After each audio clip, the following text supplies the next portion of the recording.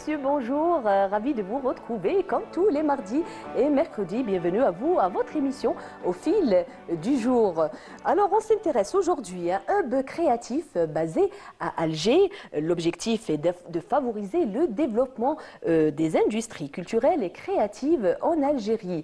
Et il s'agit donc de Artissimo et nous aurons avec nous sur le plateau sa directrice et fondatrice, je disais donc Madame Zavira Warzi plutôt. Et puis nous aurons avec nous au deuxième plateau de cet après-midi notre chroniqueuse Anissa Houssine qui reçoit cet après-midi notre comédienne et actrice Imen Nawel. Et puis avant de recevoir nos invités, je vous laisse avec cette chanson du groupe Citoyens du Monde, reprise de Cheikh El Hasnaoui. On revient juste après.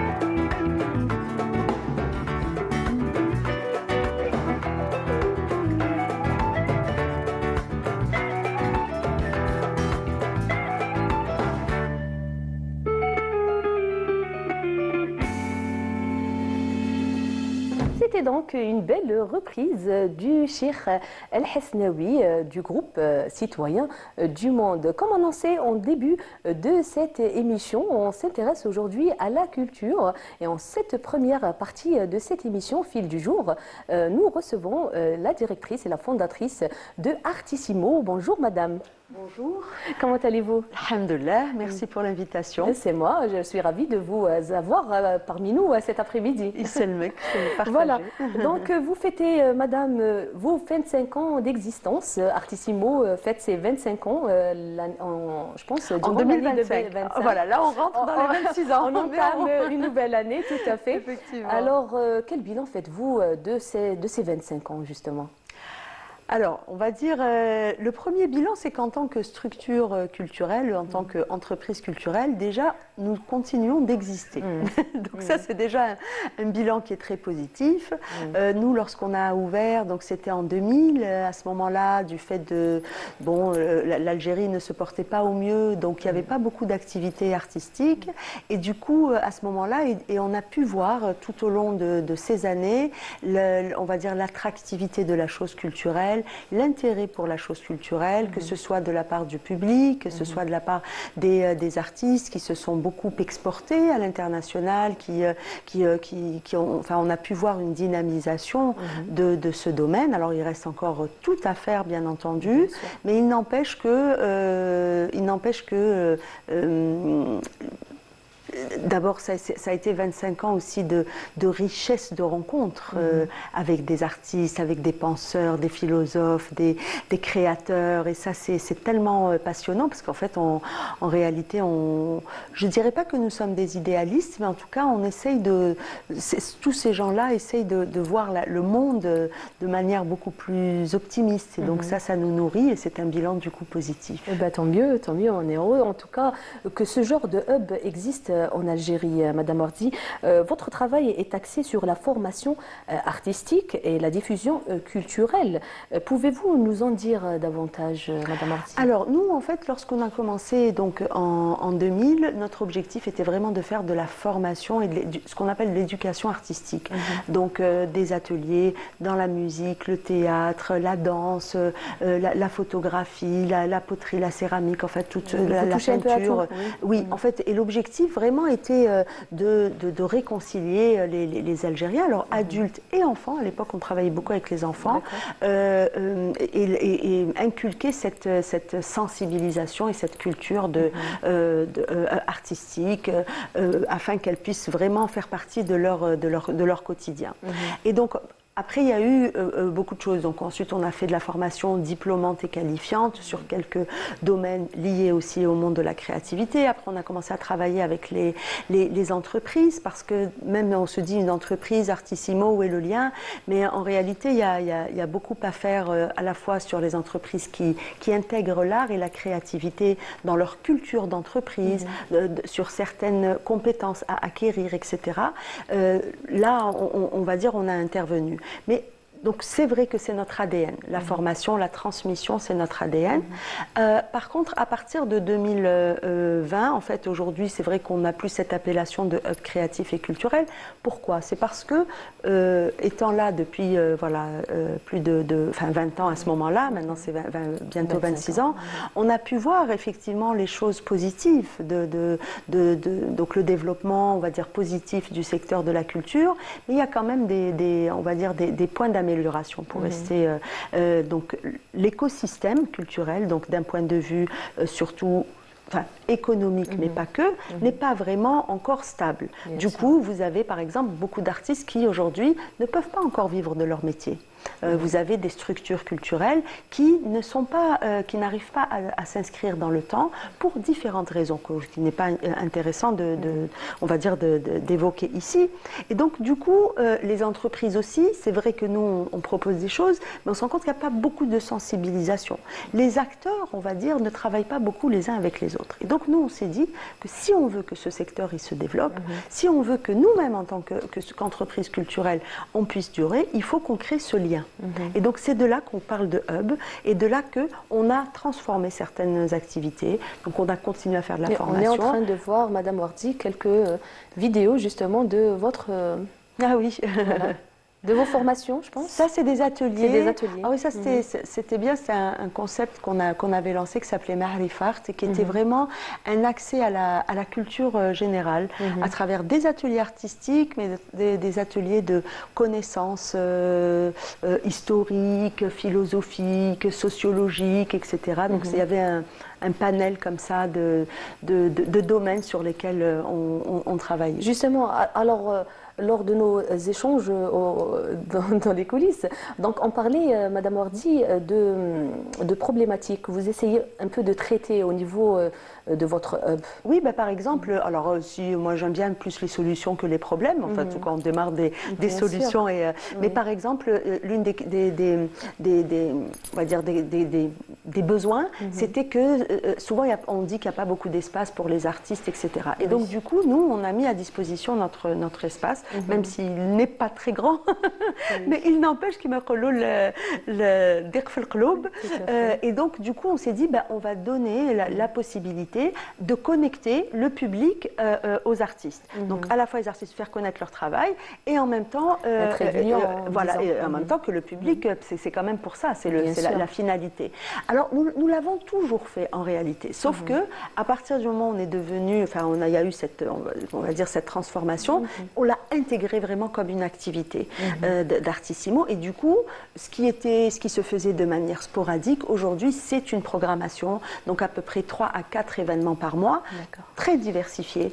Ça va être de la musique, ça va être de la performance théâtrale, ou du stand-up, ça va être des expositions, ça va être des rencontres littéraires, ça va être c'est très varié. C'est très très varié. Nous, alors on a deux choses, on a deux principes fondamentaux. C'est la transversalité à la fois dans la pratique artistique et dans les domaines artistiques, et l'intergénérationnel. Ça, on y croit beaucoup. Donc on fait des événements pour des jeunes, pour des personnes qui sont un peu plus matures.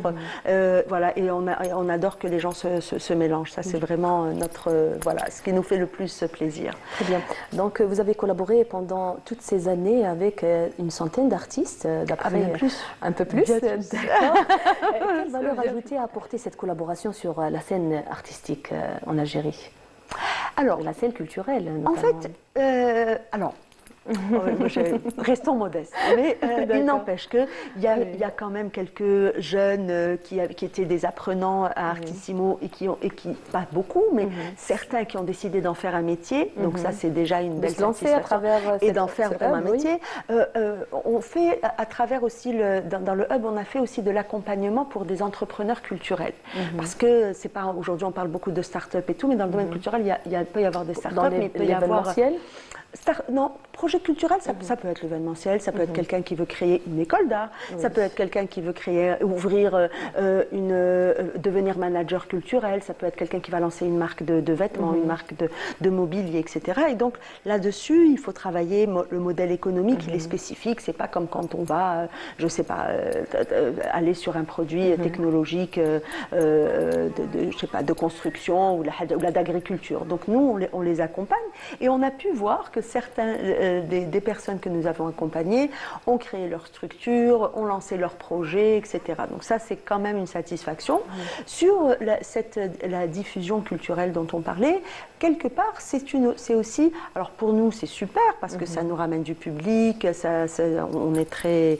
Voilà, on est très...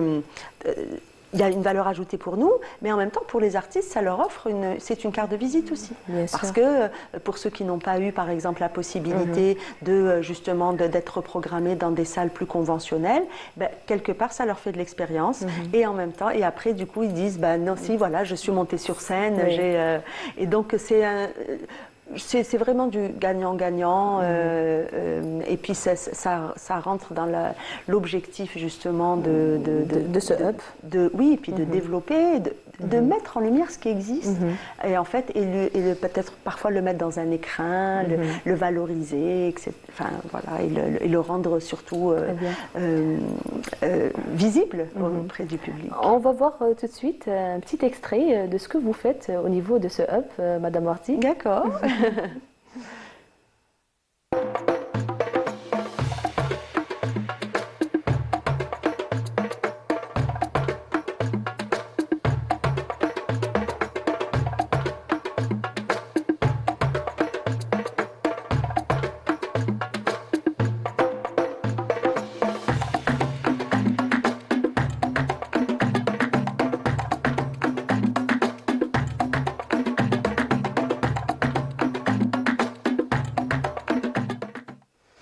Ouais, c'est une petite rétrospective. Exactement. On a aussi un studio de podcast d'ailleurs, parce D'accord. qu'en fait, justement, dans cette démarche aussi d'archivage et de valorisation de ce que l'on fait et puis du travail des artistes, en fait, après chaque événement chez nous, on fait un entretien avec l'artiste qui s'est produit et puis on essaye de travailler, de discuter autour de sa démarche, de son processus créatif, etc. Et ça, c'est pas mal aussi. Très bien.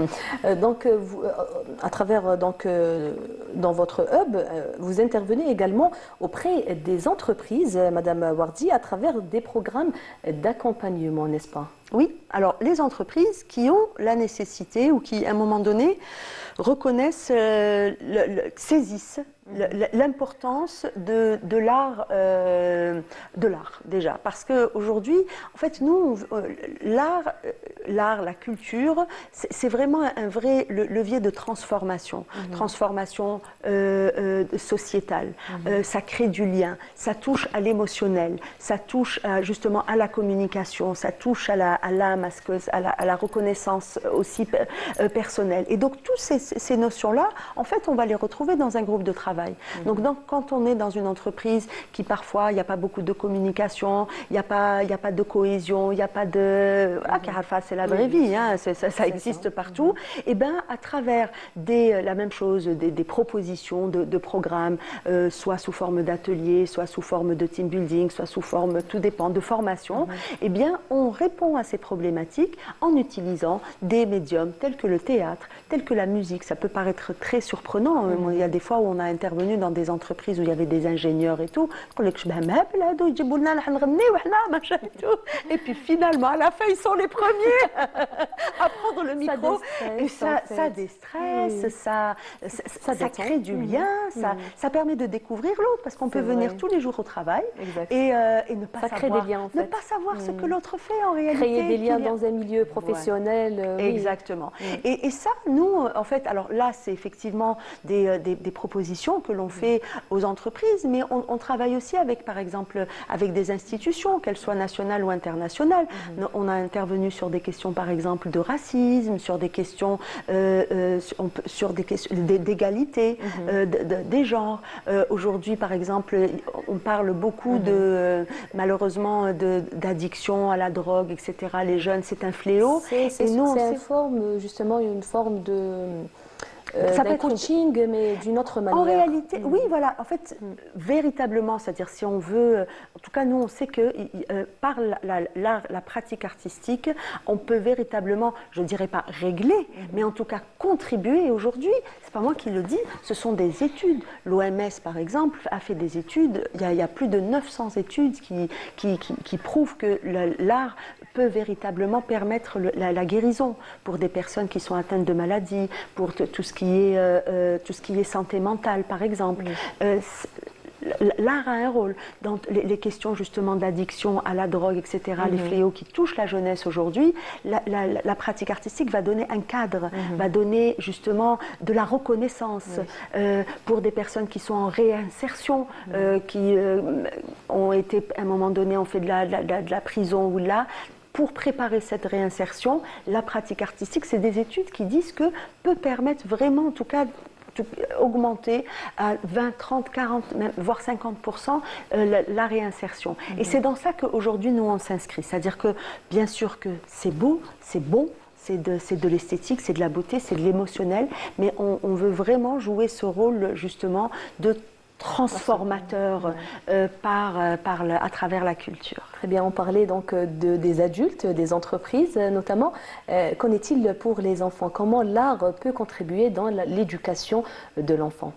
Alors déjà, la même chose, ça donne un cadre, ça donne, pendant plus de 20 ans, nous, on a fait des ateliers de pratique artistique, et là-dessus, on a pu voir, voilà, ils venaient les samedis, les mardis, etc. Il y a le spectacle de fin d'année, il y a l'objectif, il y a le travail en groupe, le respect de l'autre, l'écoute de l'autre. Tout ça, c'est des choses qui se font. C'est un peu comme le sport, on va y rajouter de l'émotionnel.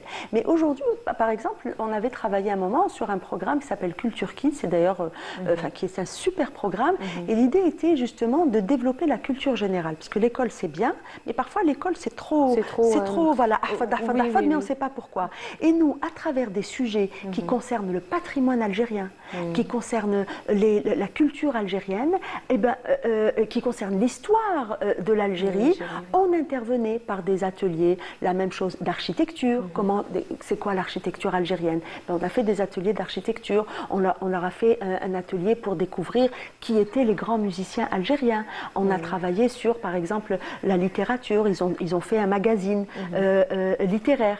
Et donc, du coup, on aime bien cette idée de faire les choses de manière indirecte. Donc, ça travaille un peu l'identité et bien entendu que ça contribue.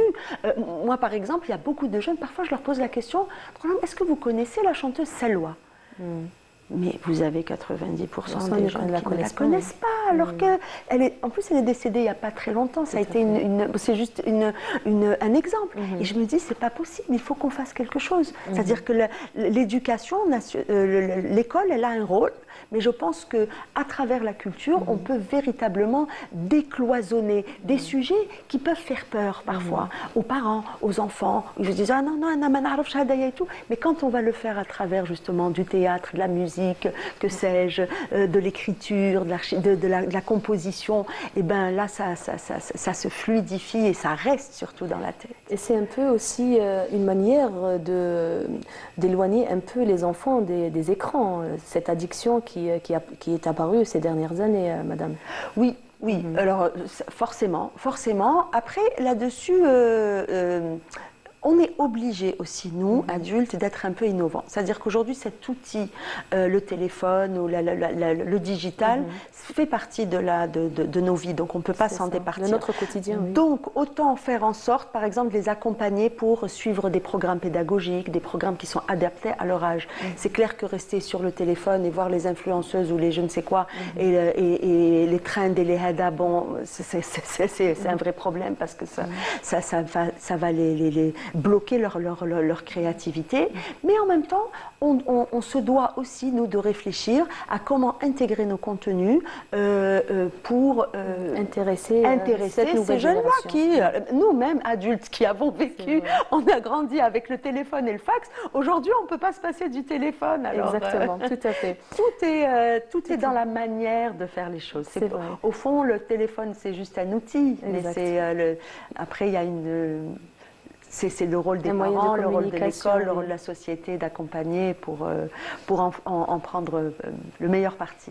Très bien. Alors, vous avez lancé récemment la première édition du prix Algérie de la Nouvelle. Donc, parlez-nous un peu de cet événement. Alors, ça s'appelait, c'est le prix Artissimo Mare Nostrum de la Nouvelle. Donc, c'est un prix littéraire que nous avons lancé. Alors, je l'ai lancé en partenariat avec une organisation, un fonds qui s'appelle Sud Global, et l'objectif, en fait, Sud Global fêtait ses 5 ans d'existence, nous nos 25 ans, et nous sommes partenaires et amis. C'est quelqu'un qui a beaucoup soutenu, la personne a beaucoup soutenu les activités d'Artissimo, et en fait on s'est dit, on ne va pas fêter notre anniversaire Hagda, il faut qu'il y ait quelque chose de structurant, pour le marquer, un partage, voilà, et puis surtout que ça puisse impacter. En fait, moi, nous on croit beaucoup à ce qui peut rester, et pas juste à l'événement pour l'événement. Et donc, on a lancé ce prix littéraire. On a pu avoir une dotation pour les participants. Donc, on a choisi la nouvelle parce que, pour différentes raisons, mais en fait, il n'y a pas beaucoup de prix de la nouvelle en Algérie. Il y a plus des prix du roman. Et on l'a fait dans les 3 langues, donc en arabe, en tamazight et en français. Et franchement, c'est la première édition, donc c'est un peu pilote, quoi. Donc, nous avons constitué des membres, un jury, etc. Donc, les choses ont quand même été bien faites. Mais au début, on s'est dit, bon, si on a 50, 60 participants, Rana, bien, quoi, parce que c'est la première édition. Et puis le temps, eh ben, on a eu 387 candidatures, quand même. Dont sur ces 269 ont été retenues, parce qu'elles répondaient aux critères, parce qu'il y avait quand même un règlement intérieur, etc. Et de ça, il y en a, surtout, c'est réparti en plusieurs langues, et puis ça a créé un engouement extraordinaire. C'était quoi l'objectif? En fait, c'était Quel est l'objectif à travers ce concours? L'objectif, c'est véritablement d'encourager d'abord les gens à l'écriture. On a besoin d'écrire notre histoire. On a besoin que les Algériens racontent leur histoire, quelle qu'elle soit. Ça peut être de la fiction, ça peut être des histoires de vie, ça peut être des témoignages, ça peut être quelqu'un qui veut parler même d'autre chose que l'Algérie. Mais ça doit, il faut valoriser l'écriture et que les gens publient et surtout qu'ils dépassent cette peur de l'écriture et en même temps encourager la lecture. Bien sûr. Parce que j'ai pas besoin de vous dire qu'une société ne peut se développer que si sa population écrire, c'est archiver en fait. Oui. Exactement. C'est s'exprimer, c'est archiver, c'est partager et en même temps lire, c'est débattre, c'est discuter, c'est s'interroger, c'est justement se remettre en question les choses et ça c'est comme ça qu'une société peut vivre et peut être dynamique. Tout à fait. Donc, pendant la saison estivale, vous avez proposé un voyage artistique spécial Kids. Pouvez-vous nous en dire davantage sur ça? Alors, en fait, nous organisons régulièrement en été des ateliers artistiques pour les enfants. Alors bon, il y a la réponse aux parents qui souvent ne savent pas trop quoi faire des enfants. Il faut les occuper, on ne peut pas les laisser s'ils travaillent, ils ne peuvent pas rester toute la journée à la télé. De vacances, c'est un peu long. C'est quand même long. Et donc nous, on en profite toujours dans cette démarche de développement de la culture générale, de la culture artistique, de faire des ateliers. Alors ça va être des ateliers qui portent sur les métiers de la culture, ça va être la même chose des ateliers de théâtre, mais il y a toujours un objectif. Par contre, on n'est pas là juste pratiquer pour pratiquer, mais il y a toujours un objectif, une finalité. Donc soit ça va être une pièce de théâtre, soit ça va être une représentation, soit ça va être... J'aime bien les fusions entre les différents types d'ateliers, par exemple musique avec théâtre, avec art plastique, etc. Ça peut être des ateliers digitaux, ça peut être de la scène, du stand-up, enfin, tout dépend. Et du coup, on a souvent c'est des stages d'une semaine et à la fin de la semaine, il y a une résultante. Parfois, ça se fait en anglais aussi, mais toujours dans l'artistique. Oui. Voilà, franchement, tous les ans, on a une thématique différente. Et bon, là, on est en train de travailler sur la thématique de cette année, mais ça sera pour l'été, Inch'Allah. Inch'Allah. Et sinon, vos objectifs à travers donc, cette nouvelle année qui débute, on est à peine en janvier. En janvier, tout à fait. Quels sont vos objectifs? Alors, bon, déjà, je trouve qu'on a très bien démarré l'année avec une belle programmation. Il y a pas mal de nouveaux ateliers qui sont lancés cette année. On a des partenariats aussi avec des entreprises. Pour le Ramadan, on a le projet justement de ramener des artistes qui font partie, certains de la diaspora, de l'étranger, pour des représentations musicales et peut-être expérientielles. On va vous recevoir durant le mois de Ramadan pour nous en parler avec un peu plaisir. Plus. Vous voulez juste, c'est déjà la fin de ce premier plateau, vous voulez annoncer un événement, Madame Wardi? Exactement, le projet au mois de mai. Donc nous avons eu le parrainage du ministère de la Culture et des Arts pour l'organisation d'un forum qui porte sur le développement des industries de la culture dans le monde arabe. Et donc l'objectif est vraiment de réunir les acteurs du monde arabe. Qui aura lieu du 20 au 23 mai, Inch'Allah, à Alger. Inch'Allah. Voilà. Merci beaucoup, Madame Wardi. C'est un plaisir. C'est un plaisir partagé. Avant de recevoir notre deuxième invité, je vous laisse apprécier cette chanson de Nawel Gharbi. À tout de suite.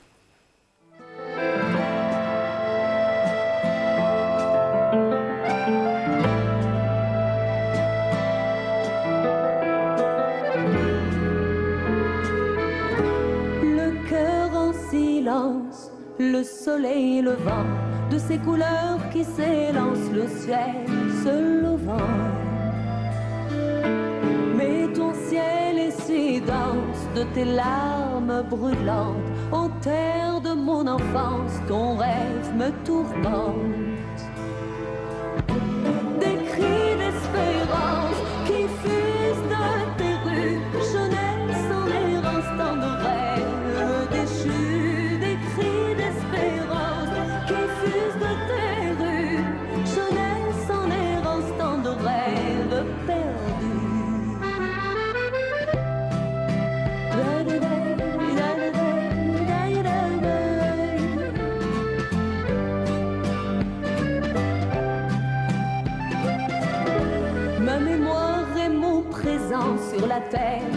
ancêtres n'ont-ils pas versé de l'eau au sang pour que liberté puisse naître? Balayé par les vents, tant d'orages, tant de tempêtes, mais n'est-ce pas là le tournant que l'histoire va connaître? De tes cendres, de ton sang, tu vas devoir bientôt naître. De tes sables émouvants, il faut que tu te dépêches. De tes cendres, de ton sang, tu vas devoir bientôt renaître. De tes sables émouvants, il faut que tu te dépêches.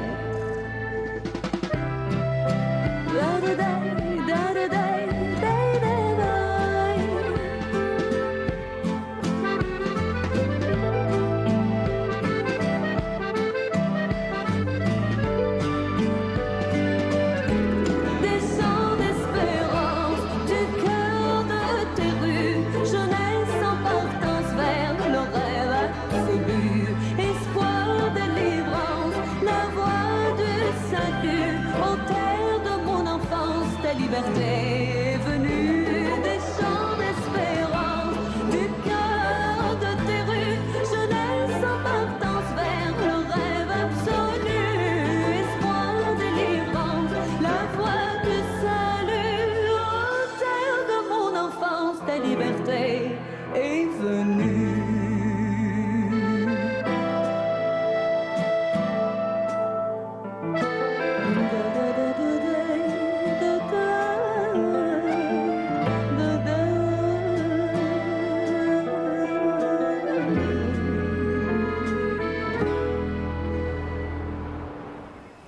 C'était donc Nawel Gherbi et on continue avec la culture et l'art et on reçoit notre chroniqueuse Anissa Haoussil. Bonjour Anissa. Bonjour Hasna, comment allez-vous? Ça va? Alhamdulillah. Vous allez bien?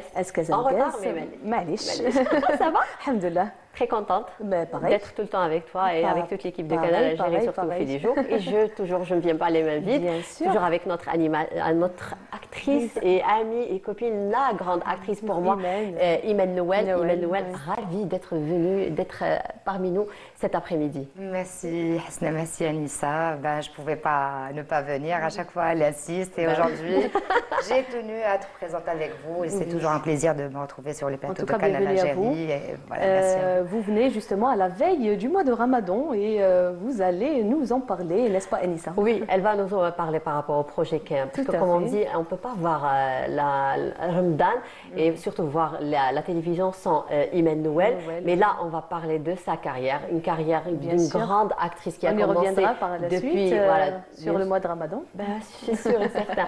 De sa jeunesse, elle a commencé déjà à partir de 2005 comme animatrice et chroniqueuse.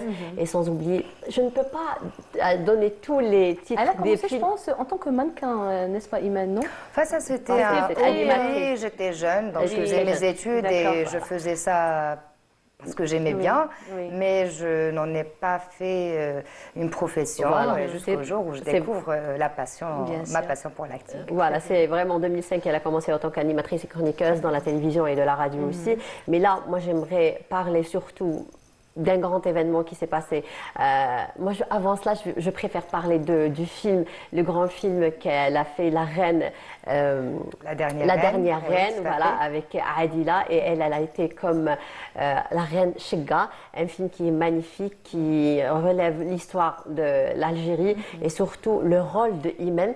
Imen, j'aimerais bien que tu nous parles du rôle de la reine Chega et après on va parler d'autres détails qui sont très importants dans ce film. Alors, je vais vous dire que les derniers temps, après la projection de ce film qui a été projeté un peu partout dans le monde et notamment en Algérie, et donc, ce qui me fait plaisir, c'est que les gens ne me parlent plus de mes personnages qu'ils ont découverts à la télévision, mais d'un personnage sur le grand écran. Et ça, c'est juste magnifique de savoir que les gens nous ont suivis. On y revient, Imen, si vous permettez. Et on reçoit en deuxième partie de cette émission notre actrice et comédienne Imen Nouel. Rebonjour. Bonjour. Alors, on va reprendre avec Imen Nouel par rapport à son dernier film, La Dernière Reine, qui a été en 2023, et surtout du rôle La Reine Chega. Voilà. Alors, la reine Chiga, pour ceux qui n'ont pas regardé le film, c'est une reine berbère. Je veux dire simplement que ce film, déjà pour toute l'équipe, a été un gros challenge parce que c'est un film qui demande déjà beaucoup de moyens et ce n'était pas le cas et il fallait le faire. On y a tous cru, on a tous voulu raconter cette partie de l'histoire de l'Algérie qui est presque méconnue parce qu'il s'agit d'une période de la période du XVIe siècle, de Salim Toumi, de Zafira, qui pour certains a été une légende, pour d'autres c'est une femme qui a réellement existé, et de Chega, qui malheureusement aussi c'était l'épouse de Salim Toumé, qui a réellement existé, mais on n'a pas beaucoup d'informations sur cette femme qui avait levé une rébellion contre Harouj et ses hommes à l'époque.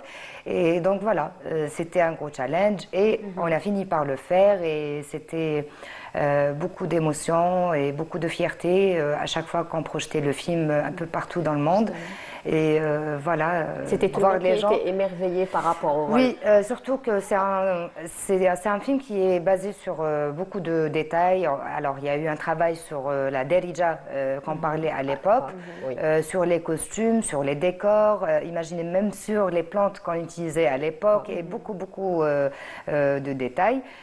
Qui ont fait que les gens découvrent une Algérie qu'on ne connaissait pas, surtout à l'étranger, surtout en Europe. Ils disaient ah, oui, c'est comme ça que vous vous habillez, c'est comme ça que vos maisons étaient décorées. Et donc c'était quelque chose de magnifique. Voilà. Et ça, c'était aussi un message qu'on voulait dire parce que voilà, l'Algérie existe depuis bien longtemps. On va voir un extrait de ce film, justement. Avec plaisir.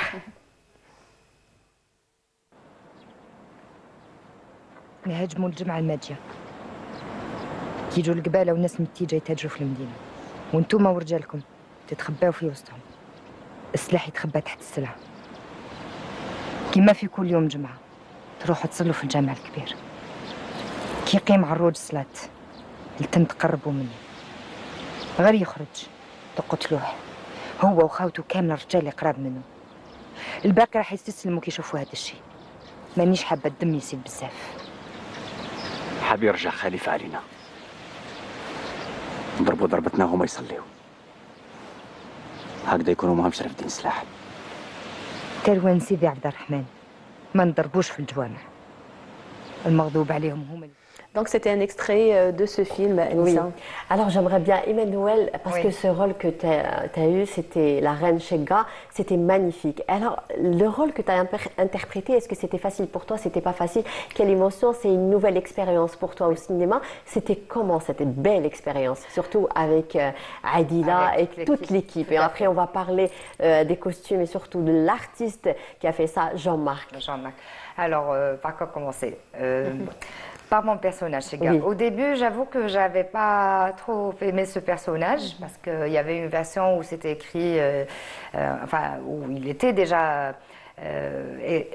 Il existait, je veux dire, dans le script, mais il y avait un autre personnage qui m'avait plu. Et j'ai dit non, je garde le personnage de Tagarine. Et après, il y a eu le Covid, donc on a dû interrompre le tournage au bout du 3e jour. Et ça, c'était un coup très dur pour tout le monde, y compris pour la production. Et l'année d'après, donc avec cette coupure, ça leur a permis à Adila Bendimled et Damia Honouri de revoir certains détails sur le scénario et sur les personnages. Ils ont réécrit un peu le personnage de Chega et quand ils me l'ont envoyé, ils m'ont dit s'il te plaît, Imen, concentre-toi cette fois-ci sur le personnage et dis-nous ce que tu en penses. Et là, j'ai tout de suite commencé à m'imaginer dans ce personnage. Sauf que j'avoue que c'était très difficile parce que malheureusement, nous n'avons pas comme pour les reines d'Angleterre ou autres, on n'a pas de référence visuelle. Donc pour moi, en tant qu'actrice, je devais incarner un personnage d'une reine, mais une reine berbère. Et c'était très très difficile et heureusement et grâce à un travail avec Damia Honouri et Adila, on faisait des répètes et à chaque fois je lui posais beaucoup de questions et tout afin d'avoir cette justesse dans mon jeu et dans mon interprétation.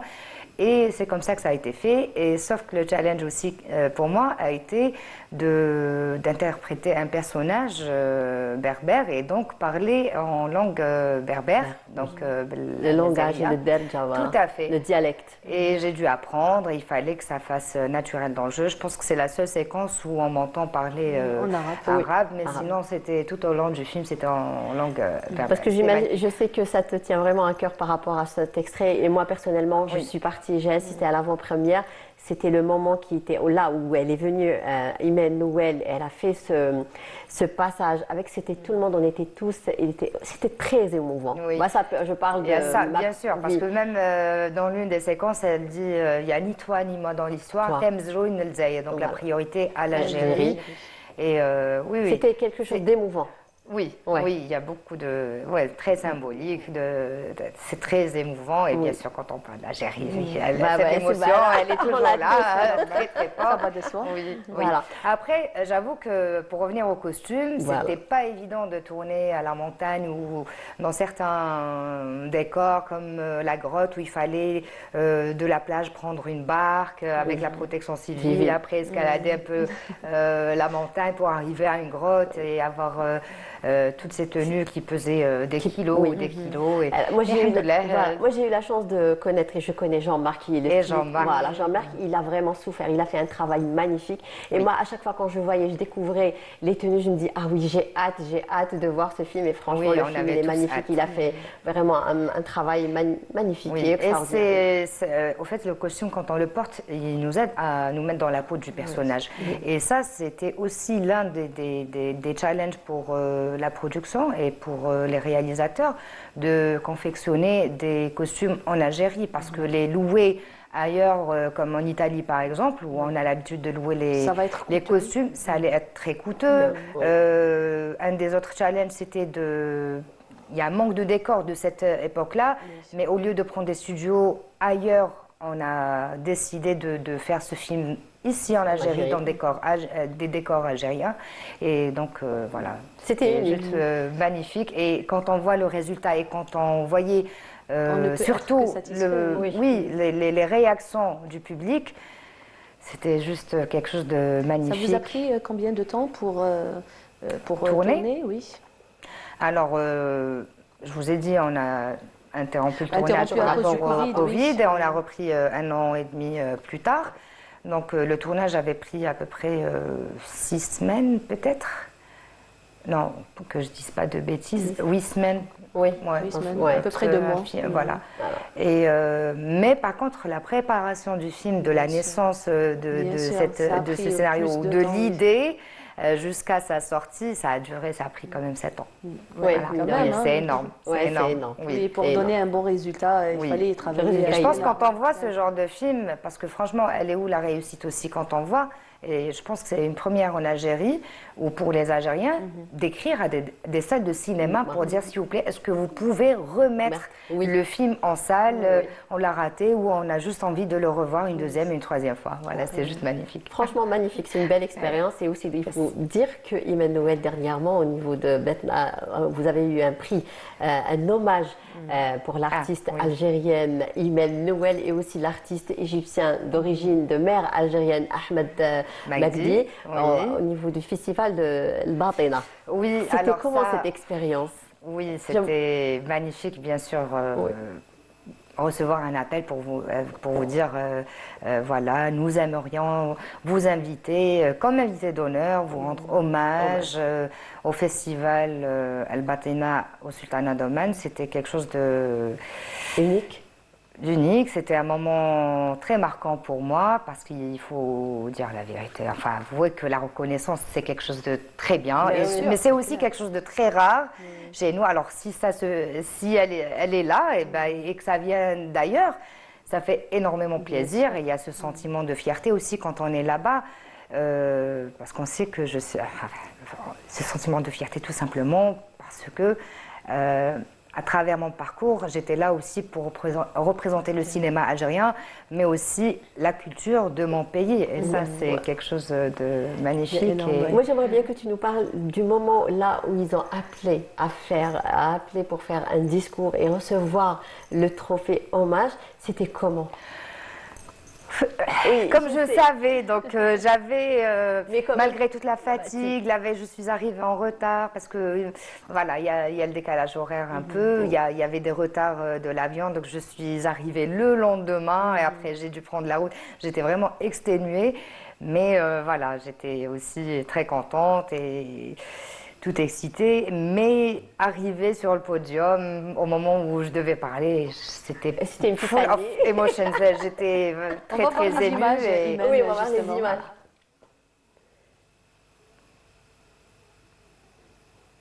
Ouais, donc les organisateurs du festival Donc Al-Batina, c'est une photo. Oui. ouais, c'est au moment où on m'a rendu le Moi, j'aimerais trophée. bien que tu nous parles de l'expérience et la rencontre avec l'artiste égyptien d'origine algérienne, de mère algérienne, Ahmed Oui. Megdi. C'était comment? Alors, c'était génial. Franchement, Ahmed Megdi, quand je l'ai rencontré, on dirait qu'on s'était connus avant. Avant, oui. Bon, moi, je connaissais le papa, parce que son papa est un grand réalisateur en Égypte. Oui. Et j'ai toujours su qu'il avait un fils qui était acteur et Acteur. tout, mais que je n'ai jamais croisé.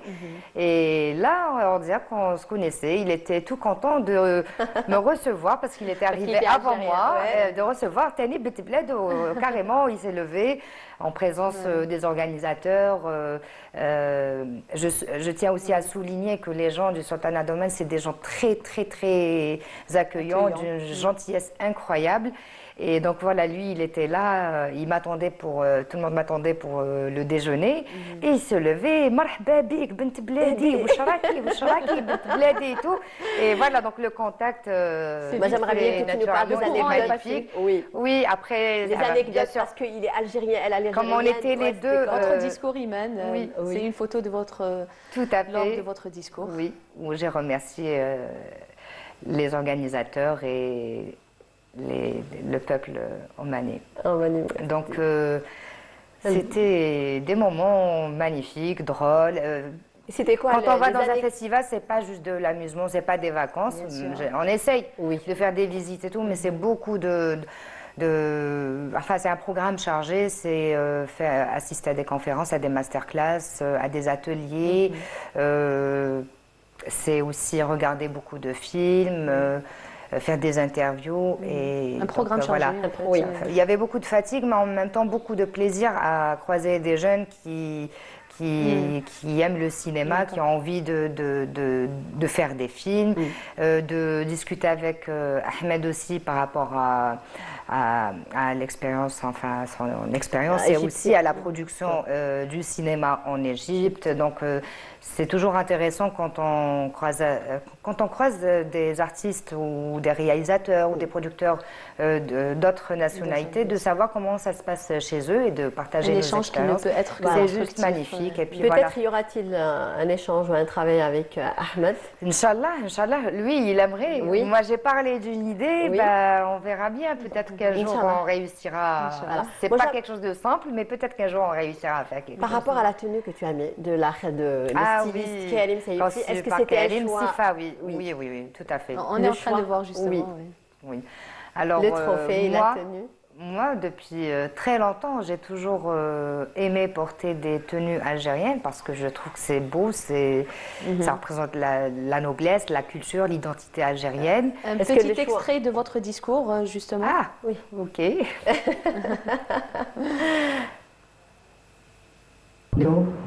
رحبني بصدر كبير وبضيافة رائعة. شكرا جزيلا، ومن الجزائر ومن قلبي نقول لكم كل المحبة والامتنان. شكرا جزيلا. Alors ça, c'était à la fin et j'étais très émue. Là, je me suis trompée un peu dans mon expression. Et donc, oui, donc on disait que c'était toujours intéressant de voir, de rencontrer des artistes. Voilà, en plus, le d'autres choix de la tenue, nationalités. c'était pas un choix anodin, Oui, c'était oui, bien représenter les tenues traditionnelles et surtout la culture algérienne. Toujours. Avec Et j'aime notre beaucoup style le travail de oui. Sifa. Oui, moi, j'ai collaboré avec plusieurs artistes, designers algériens. Mais j'aime bien la touche de Sifawi parce que voilà, il a sa touche. Il a sa C'est touche. pas le traditionnel chargé. Moi, j'ai toujours dit aussi que voilà, j'ai toujours défendu les costumes algériens, mais il faut pas confondre costume d'une mariée avec une costume qu'on pourrait porter lors d'une occasion pareille. Et voilà, c'est un travail raffiné, simple et que les gens ont beaucoup apprécié là-bas. On me disait تشبهي الملكة تشبهي et c'est magnifique. Alhamdoulilah. Voilà. الله يبارك. إيمان نوال رمضان On va la voir. Oui, où? c'est bientôt Ramadan. Ramadan, le Alors 18, cette année, Inch'Allah. oui, alors cette année, j'ai pris un projet qui va passer, Inch'Allah, Fluent TV.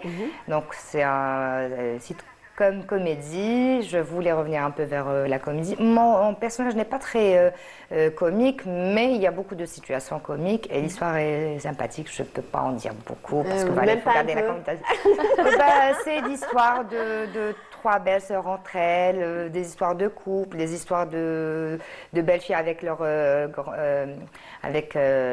belle maman à l'algérienne, mais aussi en présence d'une belle sœur pour nous, enfin, Oui. Marthe Lousna, qui est syrienne. Donc il y a Ah oui. ce mélange de culture. ce mélange culturel. Qui dit mélange culturel, mariage mixte dit aussi choc culturel. Ouais. Des fois. Donc voilà.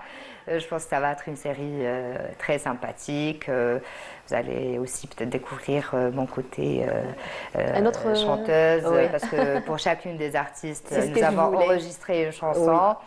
C'était rapide, c'était parce que quand on a des personnages comme ça, principaux, et qu'on tourne tous les jours, c'est 12 heures jusqu'à 14 heures de travail par jour. Des fois, c'est une semaine de nuit.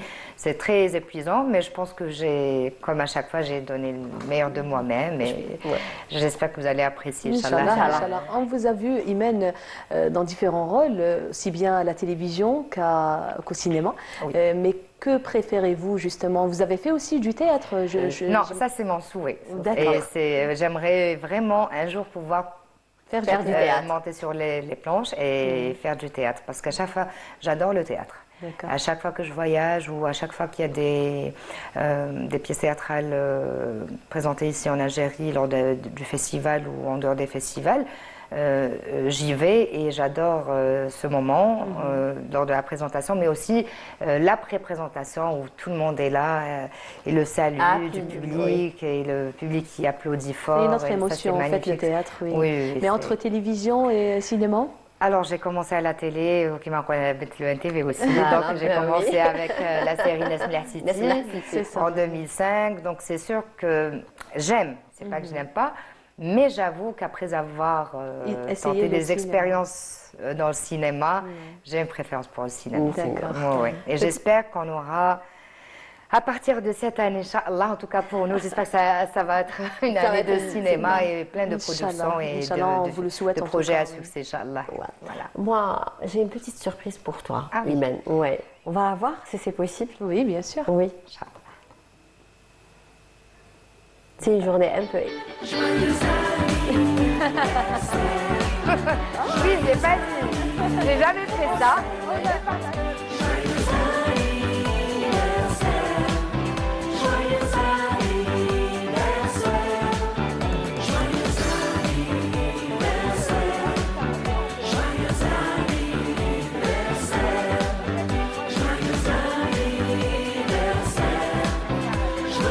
Avec ma famille. D'accord. Et pourquoi pas aujourd'hui, aussi cette année, dans avec mon nous, monde, voilà, on accueille avec vous et votre deuxième famille, la de télévision partage avec algérienne. aussi le Ouais. public qui m'a toujours Je soutenu. souhaite Merci. une bonne et heureuse Berlik année. Wadar, Berlik pleine Wadar, d'amour. Inch'Allah, Voilà, pour Inch'Allah, toute- Inch'Allah. C'est une fleur qui t'apportera beaucoup, beaucoup de bonheur pour cette année Inch'Allah. 2026. et Ah, je la j'espère qu'on garderai précieusement. Ben oui. Ah, moi, je garde des objets comme ça. Et je sais que tu auras plein de trucs que tu aimeras Inch'Allah, dans ta vie. Inch'Allah, ya Rabbi. C'est une vie unique qui 2026 sera unique pour Imen Noël. Inch'Allah. Je pense que tu vas être Ah d'accord oui, avec moi. bien sûr. Inch'Allah, les nakal, Voilà. Inch'Allah. Inch'Allah, on vous souhaite bien de belles choses, Inch'Allah, pour cette année. À vous aussi. Inch'Allah. Peut-être d'autres projets que tu voudras nous dire un peu en exclusivité. Eh ben, c'est ce que je souhaite, Oui. hein, de nouveaux projets, des projets comme on aimerait aussi, parce qu'un artiste aussi, il rêve. Hein. Moi, je continue de rêver quand je vois des séries. Je me dis, ah, et ce personnage, est-ce que je serais capable de l'interpréter? Et ça, et ça. Et je me vois dans des personnages, je me dis, ah, j'aimerais bien faire ça, par exemple des films d'action. Enfin, je cite un exemple. Donc, Inch'Allah, je souhaite de tout mon cœur qu'il y aura de beaux projets, dans lesquels on pourrait s'épanouir en tant qu'artiste, et surtout pour les femmes, on trouve pas beaucoup de... Non, c'est pas un discours ma féministe, c'est Non, juste que, pas du tout. voilà, pour les personnages féminins, on a tendance à tomber toujours dans les personnages stéréotypes et tout, donc on pourrait s'éclater en tant S'éclater. qu'actrice et vous faire... Non, mais des choses. franchement, le rôle que tu aimerais vraiment faire, vraiment, le rôle Et le que rôle Imen qui l'a jouait, marqué hein, qu'il a- durant toute sa carrière. Oui, je pense que c'est la dernière. Ah, c'est à reine. elle de répondre. Hein. Alors, ça dépend. Là, comme ça, je reste toujours marquée par mes premiers personnages. Mes premiers personnages dans Nesmia City, c'est là où on m'a découverte, c'est là où j'ai découvert ma passion pour l'acting, et c'est là où ma vie a complètement changé, mes projets ont complètement changé. Mais il est vrai que moi, parmi les personnages que j'ai interprétés, que j'aime, il y a le rôle de Nassima dans le film de Yasmine Chouir, Jusqu'à la fin des temps. Il est d'un naturel que j'aime beaucoup. Et quoi d'autre? La Reine Chega, évidemment. Même si je ne suis pas très satisfaite, je me dis à chaque fois j'aurais pu mieux faire, mieux jouer. J'aime beaucoup la série d'Albob. Ah oui, elle est magnifique. Oui, j'aime beaucoup. Et peut-être, je ne sais pas. Et quand je dis Nesmia City, évidemment, je reviens au fameux épisode dont on me parle encore et encore, la vengeance de Yakut avec le marhouma Biouna, Là, Allah c'était yarhama, Allah magnifique, yarhama. Et voilà, ça On c'était a un oublié moment de parler, oui, de ça. magique, unique, que je n'oublierai jamais. D'ailleurs, j'ai des problèmes de mémoire, mais ces moments-là que j'ai vécu lors du tournage de Nesmia City, Ça a marqué le public je ne en les tout cas. oublierai jamais. Oui. En tout cas, c'est la fin, Anissa. Ah, déjà. Merci, Oui. merci à vous. Imen. Merci à vous pour Merci, votre Anissa. accueil. Merci à Imen et j'espère qu'on va la voir à Ramadan. Inch'Allah, Inch'Allah. peut-être on va la recevoir justement Avec pour nous plaisir, parler on en parlera. de son rôle dans ce fameux feuilleton. Inch'Allah, Inch'Allah. Voilà, donc Merci. c'est déjà la fin de cette émission. Je vous donne rendez-vous demain, même heure, même station. À demain, au revoir. Le ciel se levant, mais ton ciel est si dense de tes larmes brûlantes. Ô terre de mon enfance, ton rêve me tourmente.